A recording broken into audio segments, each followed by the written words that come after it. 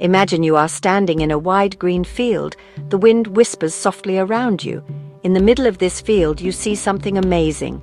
Huge stones stand tall against the sky. Some are as tall as a house. They are arranged in a giant circle. This incredible place is called Stonehenge. It is located on Salisbury Plain in England. For thousands of years, people have looked at these stones and wondered, who put them here and why? Stonehenge is one of the world's greatest mysteries, a giant puzzle left behind from a time long, long ago. It's a place that feels magical, like a gateway to another time. The stones of Stonehenge are not all the same. There are two main types. The bigger ones are called sarsens. These giant sandstone blocks are enormous, with the largest ones weighing as much as 4 big elephants combined. They form the famous outer circle and the inner horseshoe shape with 3-piece structures called trilithons. Think of them like giant Lego doorways. Then there are the smaller stones, which are called blue stones. Even though they are called smaller, some of them still weigh as much as a car. These special stones have a slightly bluish color when they get wet, which is how they got their name. Getting these massive stones to the field was an incredible challenge. The giant sarsen stones were brought from a place about 20 miles away. That's a long way to move something so heavy without modern trucks or cranes. The blue stones, however, came from even farther away. Scientists believe they were transported all the way from the Preseli Hills in Wales, which is over 150 miles from Stonehenge. How ancient people moved these stones over such a great distance, across land and maybe even water, is a secret that we are still trying to figure out today. When you see Stonehenge, you are looking at a masterpiece of ancient engineering. The builders carefully shaped the stones.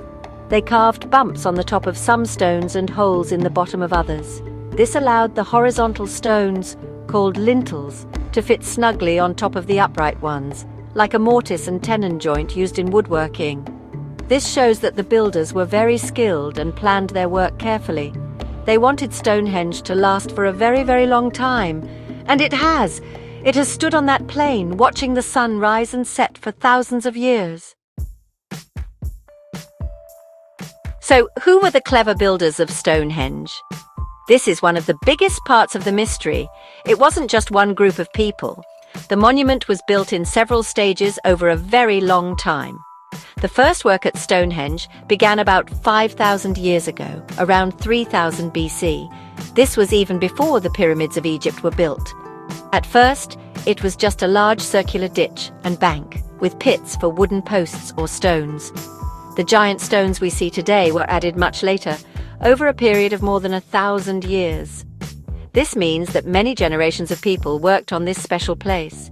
The people who built Stonehenge lived during a time called the Neolithic period, or the New Stone Age, and later the Bronze Age. They were farmers. They grew crops and raised animals. They lived in small villages, often in houses made of wood and earth. They did not have metal tools like we do today. Instead, they used tools made from stone, wood, and animal bones. It is amazing to think that they created such a massive monument using only these simple tools. They must have worked together with hundreds of people pulling ropes and pushing levers to move the stones into place. We don't know the exact names of the tribes or people who built Stonehenge because they did not leave behind any written records. There are no books or scrolls from that time to tell us their story. All we have are the clues they left behind in the ground. Archaeologists are like detectives who study these clues. They have found tools like stone hammers and antler picks buried near the monument. They have also found the remains of ancient villages nearby, which tells us where the builders might have lived while they worked on this great project. One popular legend says that Stonehenge was built by a wizard named Merlin. The story goes that he magically transported the stones from Ireland to build a memorial for a great king. But this is just a fun story, a myth created many centuries after Stonehenge was already ancient. The real builders were ordinary, yet extraordinary people. They were organized and determined. They had a powerful reason to build Stonehenge, a reason so important that they spent hundreds and hundreds of years creating it. The mystery of who they were makes the stone circle even more fascinating. Why did ancient people spend so much time and effort building Stonehenge? No one knows for sure, but there are many exciting theories. One of the most popular ideas is that Stonehenge was a special temple. It might have been a place for important ceremonies and festivals.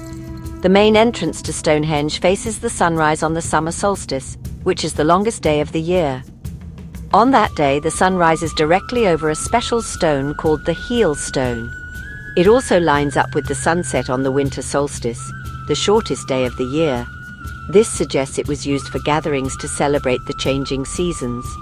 Another important theory is that Stonehenge was a place for the dead. Archaeologists have found human bones buried at the site, some of which are over 5,000 years old. This discovery suggests that Stonehenge was used as a cemetery, perhaps for royal families or important leaders. It might have been seen as a sacred place where the spirits of ancestors could be honored. The circle of stones could have been a monument connecting the world of the living with the world of the spirits. Imagine ancient people gathering here to remember their loved ones under the watchful eyes of the giant stones. Some researchers also believe Stonehenge was a giant calendar. By watching how the sun and moon aligned with the stones, people could have kept track of the seasons. This would have been very important for farmers. Knowing when to plant their crops and when to harvest them would have been essential for their survival. The monument might have acted as a guide, a stone computer that helped them understand the passing of time.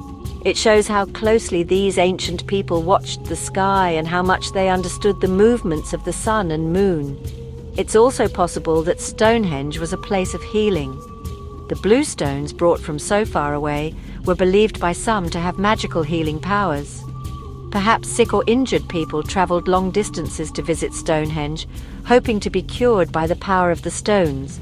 This theory is supported by the discovery of ancient skeletons at the site that show signs of serious illness or injury. Maybe Stonehenge was all of these things at once: a temple, a cemetery, a calendar, and a place of healing. It was clearly a very important center for the people of ancient Britain. The secrets of Stonehenge are still being uncovered today. Modern technology is helping archaeologists learn more than ever before. Using special underground radar, scientists have discovered that there is more to Stonehenge than what we can see. They have found evidence of other buried stones, pits, and even smaller monuments nearby that are no longer visible. It seems the stone circle was part of a much larger sacred landscape. This ancient area was filled with structures and pathways, all with a special meaning that we are just beginning to understand. It's like finding a secret map to a hidden world. One of the most fun facts about Stonehenge is related to sound. Some researchers have discovered that the circle of stones has special acoustic properties. This means that sounds made inside the circle, like voices or music, would have been amplified and made clearer for people standing within it. At the same time, the stones would have blocked out sounds from outside the circle. This would have made ceremonies feel very private and special. Imagine the sound of drums or chanting echoing off the giant stones, creating a powerful and magical experience for everyone gathered inside. Even with all our science, some mysteries may never be solved. We still can't be certain exactly how the stones were moved or lifted into place. Did they use wooden rollers, sledges, or maybe even float them on rafts? Each theory presents its own challenges. We also don't know what the people who built it truly believed. What stories did they tell about the sun and moon? What gods or spirits did they worship inside this magnificent stone circle? These are questions that we can only guess the answers to, using the clues they left behind for us to find. Now, it's your turn to be the detective. Close your eyes and imagine you are standing in that grassy field thousands of years ago. What do you see? Do you hear the sounds of people working, chipping away at the giant stones? Can you feel the excitement of a midsummer celebration as the sun peeks over the heel stone? What do you think Stonehenge was for? Was it a clock, a temple, a healing center, or something else that no one has even thought of yet? The story of Stonehenge is not finished. Its stones still hold many secrets, just waiting for curious minds like yours to wonder about them.